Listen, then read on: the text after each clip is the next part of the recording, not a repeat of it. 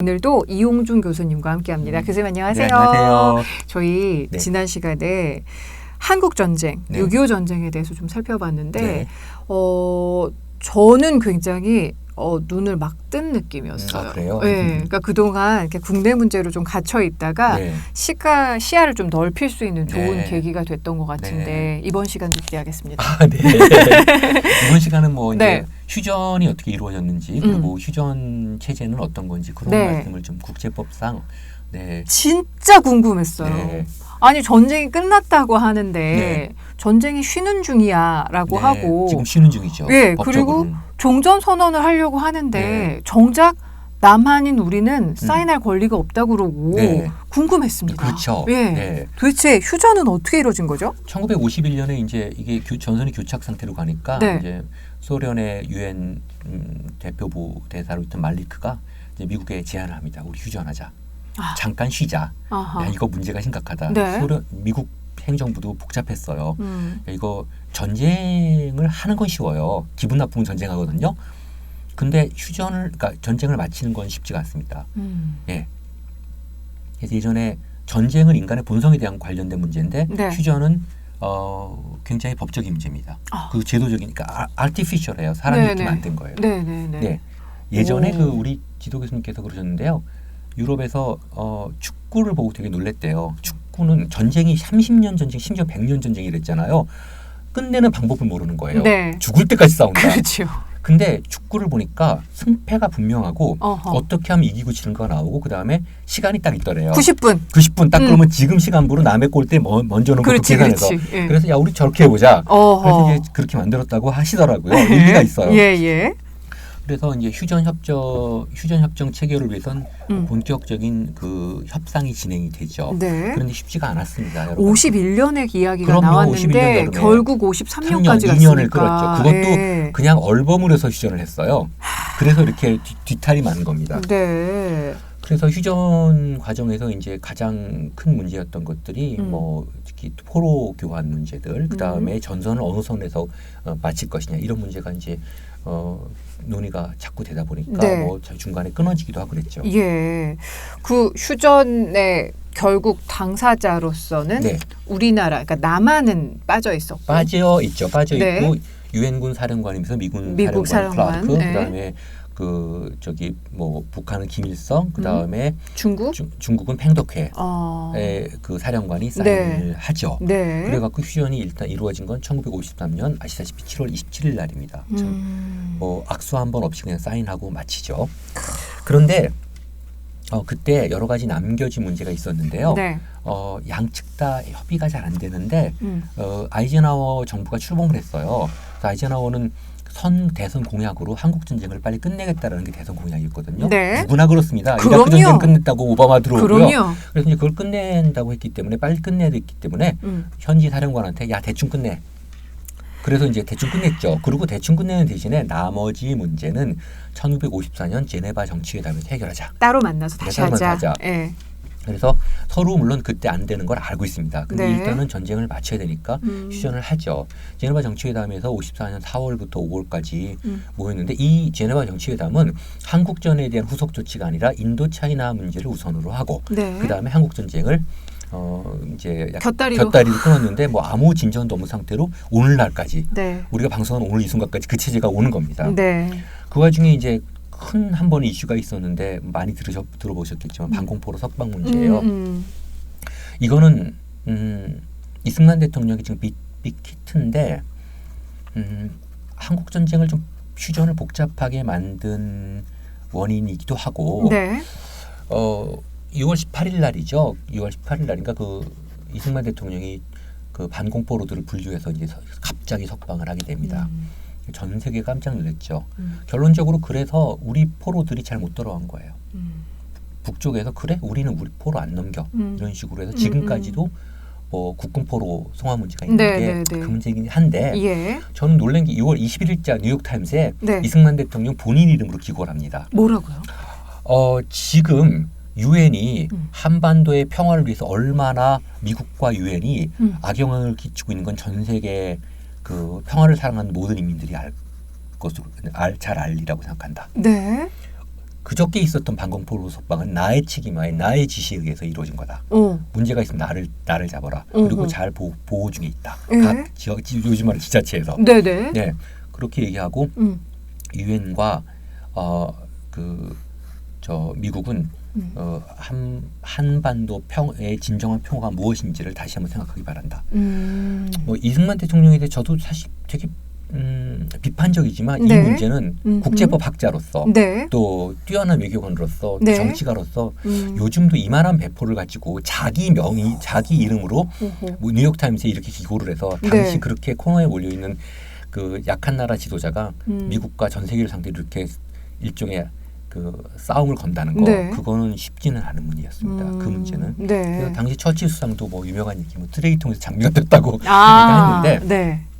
그런 문제를 벌였는데 사실 뭐 이승만 대통령의 의도는 명확히 말하면 뭐 반공포로 석방 측면보다는 네. 전후에 자신의 정권을 어떻게 유지할 것인가 그 문제가 컸습니다. 그러기 위해서는 미군의 경제 지원과 미군의 안보 지원이 필요했거든요. 네. 근데 미국이 안 하려고 했어요. 한국하고 한미 상호 군사 동맹을 그랬는데 이렇게까지 미국을 코너로 몰아서 할 수 없이 결국은 미국으로 하여금 54년도에 54년 말이죠. 54년도에 비준했지만 한미 상호 방위 조약을 체결하게끔 되는 원동력이 됐습니다. 당시 미 국무장관이었던 그 널레스 국무장관, 지금 워싱턴 D.C.의 널레스 공항 있잖아요. 네네.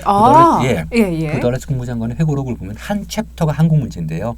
그 이승만 대통령에 대해서 여러 가지 평가하지만 제3세계 지도자 중에서 미국을 가장 완벽하게 이해하고 있는 사람이라고 그런 얘기를 합니다. 네. 개인적으로 뛰어난 사람인 분이긴 하죠. 예. 근데 반공포로 석방 문제에서는 평가가 여러 가지지만 어쨌든 당시에 대단한 히트를 쳤고 그것이 조금 이제 휴전 협정을 순식간에 교착 상태로 빠지게 휴전 협정을 위한 협상을 그렇지만 결국 시간이 너무 오래 걸리다 보니까 네. 양쪽 다 급하게 그냥 주워 넘어갔고 휴전 협정을 체결합니다. 휴전 협정은 본장이 메인 텍스트가 총 5개 조항에 60개 항목을 클로우스 네. 63개로 네. 되어 있고요. 네. 그다음에 부속소가 있습니다. 부속소에는 지도도 붙어 있고 뭐 그래요. 근데 중요한 문제에 대해서는 명확한 해결 안 하고 일단 전쟁을 중지시키는 데만 굉장히 골머리를 썼죠. 그래서 미국 같은 경우는 일단 병력을 빼야 되니까 네. 너무너무 힘들었거든요. 네. 그래서 지금 말씀하신 그 질문이 뭐냐면은 예. 우리는 거기 왜 사인을 안 했냐 왕따를 네. 했냐 아닙니다. 이승만 대통령이 안 한다 그랬죠. 이딴 식으로 하는 휴전은 못 한다는 얘기를 한 겁니다. 그래서 그거를 미국의 목줄을 쥐고 다시 한미 상호 방위 조약을 끌어낸 거예요. 그런 문제들이었고요. 그러다 보니까 실제 휴전 협정을 이렇게 읽어보시면요. 북한이 가끔 니들은 가라. 그러니까 북한의 지금까지 1953년 이후 얼마 전까지 2년 네, 전까지의 북한의 모든 한반도 문제의 기본 원리는 그들 얘기에 의하면 조선반도 문제에 있어서 남조선 니들은 가라. 우리는 미국하고 직접 교섭한다.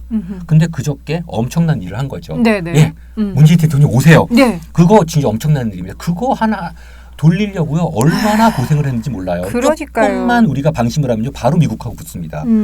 북한이 뭐 입만 열면은 철천지 뭐 미제 이렇지만 북한만큼 미국을 사랑하는 나라가 없을 거예요. 아직 짝사랑도 그런 짝사랑이 그렇죠, 없어요. 사실은. 예, 자신의 고립을 풀어줄 수 있는 나라가 미국이기 때문에 네. 그거 보세요. 트럼프 대통령께서는 뭐 이러면서 난리도 아니거든요. 그래서 그 문제를 이제 휴전 협정에서 일단 일단락 짚고 나갑니다. 네. 그 이후에 이제 70년대 중반에 유엔에서 네. 이 유엔사 특히 소위 한국 문제 그 question of Korea라고 해서 한국 문제가 논의가 집중적으로 될 때가 있어요. 네. 이제 유엔 연감이나 유엔 회의록에 본문이 나와 있는데 네. 특히 이제 유엔사 문제를 어떻게 처리할 것인가. 그래서 당시 이제 그 냉전 과정에서도 가장 위험했던 지역인 한반도 문제를 어떻게 이제 평화적으로 해결할 것인가. 이 문제에 대한 논의를 유엔에서 많이 하고요. 일단 어떻게 되냐면 유엔사 같은 경우는요. 동구권, 그러니까 이스턴 블록, 동구 사회주의권의 유엔사 해체 문제도 통과되고, 네. 미국, 영국, 한국을 중심으로 한 이제 유엔사 존속 문제도 통과가 되는 아주 이상한 일이 벌어집니다. 예, 예. 네. 그래서 다시 원점으로 돌리면 네. 그 참가 이제 우리가 휴전 협정의 당사자가 아니다 보니까 미국 그리고 중국 그다음에 북한만 당사자거든요. 그러다 보니까 요즘 이제 종전선언하거나 평화협정을 체결한다고 했을 때 한국 그러니까 뭐 이제 남북한으로 따서 남한이 그 당사자가 될 수 있느냐에 대해서 국제법 학계에서도 좀 회의적으로 얘기하는 경우가 지금까지 좀 주류적인 의견이었거든요. 근데 저는 안 그렇다고 생각합니다. 왜냐하면은 네. 이게 복잡한 이유로 설명하는데 휴전은요. 이 전쟁 자체에 대한 당사자격을 얘기하는 게 아니라요. 전투 행위를 중지하는 겁니다. 네. 예. 그래서 당시에 미군 사령관과 그러니까 미 조약은 대통령이 체결해야 되는데 미군 사령관 클라크 장군과 네네. 그다음에 거기 써있긴 조선인민군 최고사령관 김일성 네. 그리고 모택동이 아니에요. 항미원 원조 중공 예. 그 의용군 네. 그러니까 중국 중공군의 사령관이 팽독해 이 사령관끼리의 사인입니다. 그러니까 국가 대 국가의 사인이 아니라 아니었어요. 물론 그거의 저 승인을 인준을 받겠지만은 어쨌든 현장 전투 지휘관들이 우선 1954년 완전히 해결되기 전까지 전투행위를 중지하자라고 얘기한 사인이기 때문에 네. 우리가 당사자 전쟁을 우리가 주도했는데 무슨 당사자격이 없어요. 그러니까요. 몇십만 명이 죽는데요. 그러니까요. 저 경력 민간인은 뭐 수백만이 죽고 그런 상태에서 우리나라에서 우리가 주도한 전쟁에 대해서 당사자격이 없다는 건 말도 안 되는 소리고요. 그건 있고 단지 이 휴전협정 당사자는 전쟁 전투지휘관들끼리의 일단 휴전이라고 할 수가 있습니다. 그러니까 휴전협정에서의 사인이 있고 없고의 그런 문제를 네. 따지자는 게 아니라 네. 지금 이제는 네. 종전 그리고 앞으로 나가서 평화협정이 될 때는 그 전투행위를 넘어서는 국가 대 국가로 사인을 해야 되는 그런 상황에서는 네. 당사국이었던 당사자들이 우리나라 당연히 껴야 되는 네네. 거죠. 어떤 사정상 그 전투행위 중지에 우리가 당사자가 아닐 수가 있거든요. 만약에 우리가 당사자가 돼서 이승만 사인이 들어가는 건 아니죠. 네. 거기 당시에 53년 7월 당시에 총사령관이 누군지 모르지만 하여튼 우리로 말하면 합창의장이 사인을 하는 거죠. 네네. 그렇게 되는 거기 때문에 예. 그러니까 전투행위끼리의 이거는 굉장히 좀 유니크한 제 주장입니다. 예. 그래서 그건 별 문제가 없을 것 같아요. 근데 한국에서 너무 좀 그거를 휴전협정의 당사자와 그 향후 있어야 될 평화협정의 당사자를 너무 연결시키는 것 같습니다. 그렇게 되질 않고요. 네. 또 하나 이 휴전협정 자체, 휴전체제의 특징인데요. 예. 세계에서 이렇게 오래된 휴전이 없습니다. 그러니까요. 휴전은 어떨 때 일주일, 하루 막 이렇게 하는 거예요. 네. 그런데 이거는 잠깐 하자고 70년. 하면서 70년을 갖지 네, 않습니까? 그렇기 때문에 유명한 국제법 학자인 줄리어 스톤 같은 호주, 오스트레일리아 사람인데요. 돌아가셨지만 줄리어 스톤 교수 같은 경우는 한국전을 사실상의 평화라고 인정을 합니다. 그래서 많은 부분은 평화로 돌아가는데 조심하셔야 될 거는 항상 인자가 남아있는 것처럼요. 어떤 순간에 법적 이슈가 법적 쟁점이 나오면요. 그건 또 다시 법 문제로 갑니다. 아직은 국제법상으로는 전쟁 중인 상태인 거죠. 자, 그럼 교수님 종전협정을 이제 해야 되는 상황이 네. 왔어요. 종전선언. 네. 종전선언이 네. 돼야 되는 상황이 왔어요. 네. 이 종전선언에 있어서 대한민국 현재 네. 아예 그냥 문재인 대통령이 딱 사인을 네. 할 수 있는 그런 상황이 온다라고 네. 했을 때 앞서 말씀해 주신 그 전투 행위를 중지하는 휴전에서 확장된 개념으로 국가 대 국가의 이런 당사국으로 우리가 하겠다. 지금 약간 유니크한 주장이라고 네네. 그러셨는데 국제법적으로 충분히 어필할 수 있는 물론이죠. 주장인가요? 예, 그럼요. 유니크한데 저는 네. 생각에 예전에 예컨대 뭐 소수설이 꼭 뭐 밀리는 건 아닌 게 네. 디뉴클리어레이션 저 비핵화 문제 때도 저는 북한의 비핵화라고 다들 주장할 때 한반도 비핵화라고 했거든요. 네. 왜냐하면 미국의 주장이 그래요. 아하. 네, 이걸 주도할 수 있는 네. 최강자의 주장이 그렇게 나왔습니다. 네. 그래서 여기서는 계속해서 뭐 북한의 비핵화 그래서 그렇지 않습니다. 한반도 비핵화로 나가야 됩니다라고 말씀드린 적이 있었거든요. 네. 근데 그런 식으로 이 문제는 아마 전 세계 국제법 학자들하고 토의를 해봐도 네. 휴전 전투행위 중지하고 평화협정하고는 다른데 지금 말씀하신 종전선언은요 되게 폴리티컬이에요. 아하. 어떤 국제법적인 것보다는 네. 정치적인 정치적인 문제. 선언이니까. 왜냐하면 종전선언을 예를 들면 북미가 종전선언을 일방적으로 하는 거지. 종전선언 어떤 사인일 수도 있지만은 네. 그러는 거는 평화협정으로 가는 거고 협정은 법적인 문서인데요. 예. 종전선언은 북한과 미국이 예를 들어서 종전선언을 하고 우리와 중국도 종전선언을 하면 왜 제가 북한과 미국을 얘기하냐면요. 그 지금 매트릭스가 그래요. 네. 그 둘이 종전선언 하는 순간에 둘이 평화 체제로 들어가게 되고 네. 본격적으로 수교 협상이 이루어지게 됩니다. 예. 북한과 미국 간에. 사이에. 그렇기 네. 때문에 북한이 계속 종전선언을 얘기를 하는 거죠. 아. 일종의 다시 말해서 종전선언 자체가 법적인 효력을 갖는다기보다 평화협정으로 가기 위한 레버리지. 그 외 장대 높이 네, 있죠. 네, 네, 그거예요. 네. 그러니까 지렛대 역할을 네, 지렛대 역할을 하면서 그렇게 그래서 탁 밀어줄 수 있는 그런 예. 어떤 게 되는 거죠. 저는 그렇게 봅니다. 그럼 뭐 종전 선언에 대한민국 이름이 들어가건 안 들어가건 지금 그러면 큰 상관없습니다. 문제가 아니네요. 지금 이 구조는요. 지금 어허. 자꾸 그 Comprehensive Treaty, 그러니까 평화협정을 4개 당사국이 하는 거로 생각을 하는데 미국이 지금까지 그렇게 해본 적이 없습니다. 그렇기 때문에 제가 이번 작년에도 미국에 낸 논문이 네. 북미 협정입니다. 왜냐하면요. 미국이 지금까지 1783년부터 개입한 모든 평화협정을 보면요. 네. 지역 질서를 바꿀 때 들어가요. 미국은 자기가 필요할 때 필요한 당사자하고 하는 거죠. 네. 조차고 평화협정을 맺어본 적이 없습니다. 그거는 아주 레퍼런스에 아주 굉장히 정확히 나와 있어요. 예. 1783년 이후에 최근까지 보면요. 그러니까 평화협정을 뭐 남북 중미 이렇게 하자고 하는데요. 네. 그렇게 안 돼요. 미국이 원치 않아요. 미국은 그냥 북한하고 할 겁니다. 북한과 미국이면 되는 일단 거죠. 되면서 그러고 풀어나가는 거죠. 아하. 그래서요. 이게 예를 들어서 미중은요. 72년에 이미 수교를 맺으면서 끝났어요. 네. 72년에 수교 타결하고 79년에 수교가 되는 순간에 사실상 과거 전쟁은 접는 거죠. 네. 수교가 됐으니까 네. 그거 자체가 평화협정이라고 할 수가 있습니다. 왜냐하면 네. 수교협정 자체에 여기 나와 있으니까요. 네. 근데 중요한 거는 북미 사이의 문제를 풀어나가는 게 가장 핵심적인 매트리스고요. 예. 우리가 그거를 지금 문재인 대통령도 운전자, 미디에이터로서 중재자로서 그거를 붙여야죠. 그러니까 최고로 싸움이 심한 건 북미예요. 그렇죠. 그걸 풀어놓으면요. 그 다음에 지금 김정은 입장에서 미국하고 풀렸는데 남한하고 안 풀릴 이유가 그럼요. 없어요. 체제 그럼요. 보장만 해주면. 그럼요. 그러니까 우리가 다시 말씀드리지만 항상 말씀드리는 코스타일 코익지스턴스 그 적대적 공존 상태를 벗어나고 굳이 그 흡수 통일만을 정책으로 내걸지 않는다면 북한 입장에서는 네. 뭐 굳이 미국이나 한국과 적대 관계를 가지고 있을 필요는 없습니다. 네. 그럼 뭐 입장을 바꿔놓고 생각해도 뭐 싸울 필요는 없는 거니까요. 요즘 지금 제 표정이 굉장히 개운해 보이지 않아요? 그래요? 갑자기 개운해졌어요. 뭐 사우나 왜냐면 끓이시는 진짜 뭔가 이렇게 싹 그 채팅이 네. 풀린 것 같은. 감사합니다. 왜냐면 이제 지난번 남북미 판문점에서의 네. 정상들의 만남을 가지고 이제 평가절하하려고 하는 집단이 네. 이야기하는 것들이 우리는 그냥 조연으로 전락했고, 아닙니다.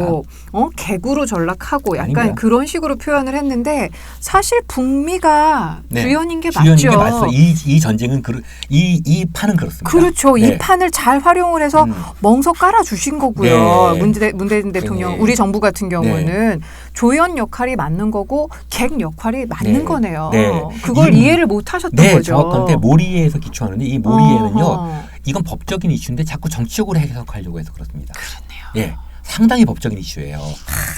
개별 조항들을 다 봐야 되거든요. 네. 그래서 일단 이렇게 사진에 나와 있지만 김정은 위원장하고 트럼프 대통령이 약속하는 중간에 딱 웃으시면서 문재인 대통령이 있으시잖아요. 그 그림이 완벽한 거예요. 역사적인 사진이고 그만한 그림이 없습니다. 그냥 그렇게 해서 둘이 잘 화해를 시켜놓으면 그 다음에 우리한테 떨어질 판이 다 떨어지는 거예요. 그래서 북한도 이제 좀 유화적으로 일단 북미 수교가 우선이에요. 그럼요. 북미 수교는 북일 수교로 가는 거고요. 이 동북아시아 속에 평화가 이루어지는 거죠. 근데 이 종전선언의 성격은 제가 보기엔 그런 식으로 평화협정으로 가기 위한 하나의 정치적 바탕을 놓는 거죠. 네. 그러니까 도움 닫기를 위한 바탕을 놓는 거고요. 이 본고도 네. 제가 그거 되게 좋아해요. 세르게이 부부카지가 예. 참 제가 되게 네.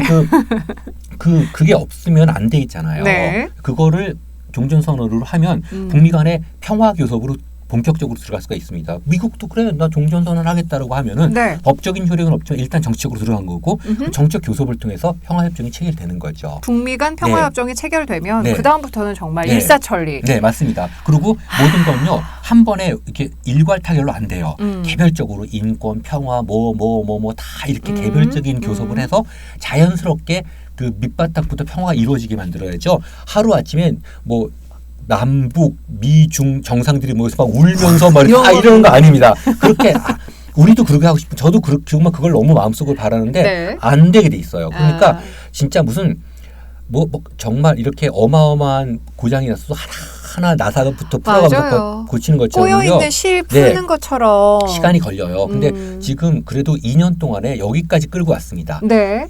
휴전협 이후에 처음으로 남북미 정상이 만났고 미국 대통령이 명목상으로는 북한 땅을 밟고 나왔고요. 이런 문제들이 엄청나게 큰 거죠. 많은 진전이 있던 거예요. 그 내용이 어떻건 간에. 저 근데 오늘 정말 개운하게 지금 이해를 한 게 이제 말빨장전했습니다. 만약에 뭐 우리나라 종전협정의 당사국도 못 되고 말이야. 이렇게 맨날 들러리만 서고 네. 들러리 서는 게 맞습니다. 맞습니다. 그리고 들러리를 통해서 주연으로 가는 거예요. 그렇죠. 예. 지금 국제법적으로는 그게 맞습니다. 예, 그러니까 다시 제가 굳이 비유를 하자면요. 네. 무대에다가 배우 들어올리고 문재인 대통령은 총감독, 예술 감독이에요. 딱 보고 네. 움직여 이렇게. 조명 여기 조금 어두워. 네, 그러니까 밝게 문 대통령이 깔아놓은 대한민국 정부 깔아놓은 그 판대로 움직이고 있는 거예요. 아무리 트럼프가 강해도 여긴 한국이잖아요. 가라는 대로 한 번쯤 갔고 넘어가라는 대로 넘어갔고 그랬잖아요. 저기 트럼프 대통령이 그거 한 건 다른 이유가 있는 건데.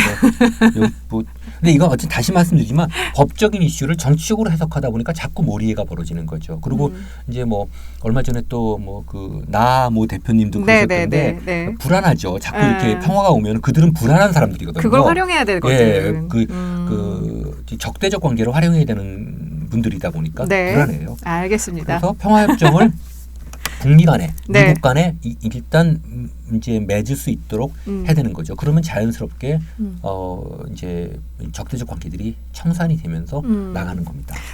근데 저는 진짜 보통 이런 시사 문제 다루면서 개운함을 얻기가 쉽지 않은데요. 교수님 덕분에 오늘 좀 개운함을 감사합니다. 얻었습니다. 그러니까 민망하네요. 국제법적인 이해가 부족한 상태에서 정치적으로 너무 그야말로 막 선동하는 그런 집단을 보면 이제는 좀 가소롭게 웃을 수 있을 것 같아요. 네. 그러지 말지 좀. 예. 이해 좀 하고 살지. 조금 공부 좀 전향이 할지. 맞습니다. 실증적이고 전향적일 필요가 있습니다. 네. 평화는 그렇게 감성적으로 이루어지진 않아요. 아하. 예, 그래서 이제 뭐 말씀드렸지만 미중 관계는 대충 그렇게 보시면 되는 거고. 네. 이제 북미 관계가 가장 핵심이죠. 이제 우리 정부, 우리 문재인 대통령은 이제 예술 감독으로서 뒤에서 조정을 하고 계시는 거고 쉽게 말하면 그런 거예요. 둘을 올린 거죠. 네. 7월 달 지금 됐잖아요. 네.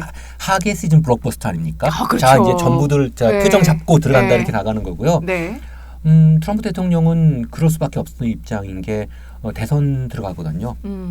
그쵸. 트럼프 대통령 우리 이번에 이런 블록버스터에 동의를 한 거는 시진핑이 14년 만에 왔었잖아요. 그러니까 너무 지금 그 중국의 입김이 북한을 지금 감싸고 있죠. 네. 그래서 조금 더 그거를 줄이기 위해서는 액션이 진짜 필요했던 거고. 그다음에 자기 대선을 위해서 뭔가 그 언론 매체에다가 내가 뭔가 하고 있어라고 얘기를 해야 되지 않습니까? 예. 그런 것 때문에 온 건데 정치적인 쇼라 해도 이런 쇼는 의미 필요하죠. 있어요. 그럼요. 사람이라는 게요. 국제 정치도 안 보면 서로 오해합니다. 그리고 실제로 대의 명분상으로도 좋잖아요. 네, 맞죠. 그리고 생각해 보세요. 2년 지금 되게 이걸 평가절하하는 분들이 있지만 2년여 전 생각해 보세요.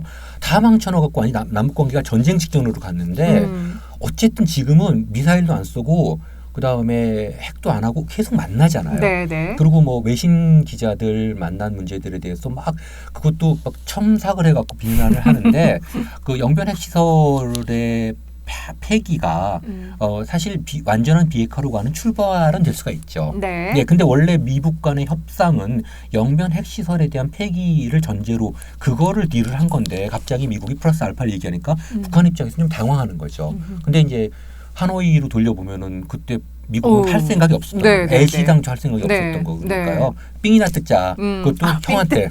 맞아. 그러니까 얘는 어차피 돈이 없어요. 뭐 들고 패봤자 돈이 안 나오니까 여기다 이렇게 해놓고 나서 걔 형한테 가서 삥을 뜯은 거죠. 많이 뜯었어 이번에. 네. 예, 그래서 아하. 평화가 오면은 무기가 필요 없잖아요. 그렇죠. 그러니까 예, 미국이 국가의 큰 흐름을 바꿔야 돼요. 평화적으로. 지금 너무 전쟁에 개입하고 있습니다. 전쟁 특수를 너무 맛을 이제 봤어요. 그러면 안 되는데. 안 돼요. 예. 번영을 공유해야죠. 그렇죠. 전쟁을 그렇죠. 공유하면 어떡합니까? 그럼요. 그래서 그런 건 지금 당장은 미국이 강할지 모르지만 미국의 사회 시스템 자체를 붕괴시킵니다. 미국의 요번에도 트럼프 대통령 기자회견 할 때 아직 못 듣겠더라고요. 그게 번역된 것보다 영어로 들으면 더 역해요. 그러니까 뭐 greatest military 계속 우리는 강하고 얘기를 하는데 세계 최강국의 지도자가 할 말은 아닌 것 같아요. 그쵸. 좀 겸손해야 되는데 네. 지금 현재는 그런 방식으로 문제를 좀 가고 있습니다. 그래서 그렇게 됐는데 어쨌거나 이렇게 만남을 통해서 종전선언과 평화협정으로의 출발을 가능하면 빨리 해야죠. 네. 우리는 정말 우선 당장 평화가 좀 잠정적으로나마 이루어진 것, 북한이 바로 영변에서 핵실험 안 하고 이런 것만 해도 얼마나 지금 얼마나 무섭습니까? 우리 6차에 걸친 핵실험을 통해서 마지막에는 그 핵실험의 추정치가 파괴력 추정치가 100이 넘었는데 저도 이거 뭐 핵공학자가 안 돼서 모르는데 네네. 히로시마가 한 15 됐거든요. 히로시마의 몇 배예요 이게? 10배 가까이 10배, 되니까. 7배 되지 않습니까? 예. 그러면은 이런 게 터지면 어떻게 되겠어요? 예. 그래서 일단은 이거를 중지시키고 좀 스텝 바이 스텝으로 영변부터 깨고 네. 그다음에 플러스 알파들 깨고 네. 이렇게 해서 하나하나 하고 다음번에 한번 제가 NPT 문제를 말씀을 드리겠지만 쉽지가 않아요. 그게 북한도요. 일단 열면은 쉽지가 않습니다. 그러니까 미국 간에는요. 그러니까 열면은 다시 뭔가를 하기는 쉽지 어렵게 않다는. 있어요. 네, 그거는 네. IAEA가 사찰단이 들어오면요. 우리도 사찰 받거든요. 네. 원자력 발전소들. 근데 일단 들어오면요. 아무리 북한이 숨겨도요. 그거를 다시 원상 회복하기는 거의 불가능해요. 근데 미국은 안보리 해제했다가 경제 해제했다가 마음에 안 들어 그 다음 날 또 할 수 있습니다. 그러니까 동일한 그 바탕은 아니죠. 네. 다시 말하면은 니네가 완전히 폐기하면 우리가 안보리 해제해 줄게라고 하는 거는 그건 너무- 그건 국제사회에서도 아니라고 네, 얘기해요. 네, 그건 네. 아니다. 그래서 좀 차례차례 영변하면 안보리 중에서 핵심적인 민생 문제 해결해주고 이렇게 나간다. 왜냐하면 미국이 칼자루 쥐고 있거든요. 네, 네. 그래서 교섭에서 일방적인 게 어디 있겠어요. 그런 문제들이 있고요. 네. 네. 알겠습니다. 오늘 이야기가 참 개운한. 감사합니다. 나중에 평화협정 한번 구체적으로 좀 네. 한번 말씀을 또 그 과정도 한번 우리가 네. 그림을 그려보면 좋을 것 네, 같아요. 사실은 네. 이게 좀 뜬구름 잡는 얘기 네. 같기도 하고 그러다 보니 자꾸 거짓 뉴스도 네, 양산이 되고 되는 거죠. 북한 애들 도대체 어딜 네. 믿어 못 믿겠어 네. 이렇게 자꾸 이야기를 하시면서 또 이렇게 코너로 몰고 가는 네. 그런 어르신들 계신데 그것도 하나 말씀드리는데 네. 예전에 뭐 우리 저기 강경화 외교장관 청문회 때도 김정은을 믿습니까? 그랬더니 안 믿습니다. 그러는데 사람은 원래 못 믿는 거예요. 그럼요. 상황을 보는 거죠. 그렇죠. 예, 그 글을 들어서 상황을 보는 거지. 특히 적대국의 그 지도자를 어떻게 어떻게 믿어요? 믿어요? 당연히 특히 이쪽에 그 정책 기조를 잡고 있는 사람들은 못 믿고 시작하는 거예요. 안 보여요. 99%가 어디 있어요? 그럼요. 120%죠. 상황을 계산해서 상황을 판단을 하는 판단하는 거지. 거죠. 그러니까 자꾸 쟤들 못 믿어 북쪽 애들 뭐 이렇게 생각을 하는데 네 당연히 우리가 못 믿죠. 그런데 상황을 계산해서 좀 더 평화적인 방향으로 어쨌든 지난 2년을 보십시오. 끌고 나갔잖아요. 네. 이제 우리 다음 단계는 이제 미북 간의 평화 협정을 체결하는 과정으로 우리가 이 시츄에이션을 조성을 해야죠.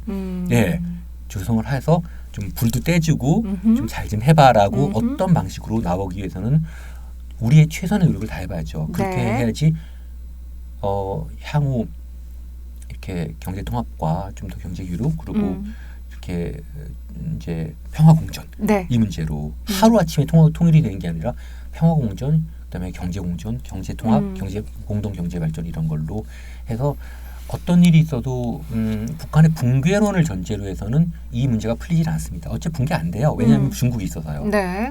그 동구권 붕괴될 때 종주국인 소련이 붕괴되거든요. 지금 중국이 뭐 힘들다고는 하지만 저 나라가 붕괴되겠습니까? 말도 안.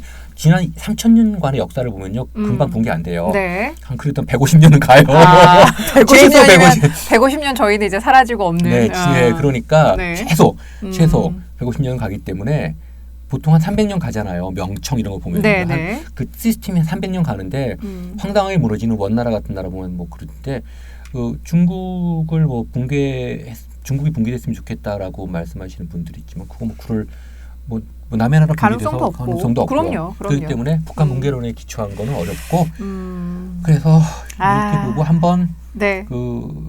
이런 일이 다시는 없어야 되니까 평화를 제도화시키고 또 공고화시키는 과정에 우리가 좀 한번 머리를 맞대봐야 되지 않을까 이 정도. 근데 이런 얘기 좀 그런데 역사의 한 복판에 서 있는 것 같아서 흥미진진해요.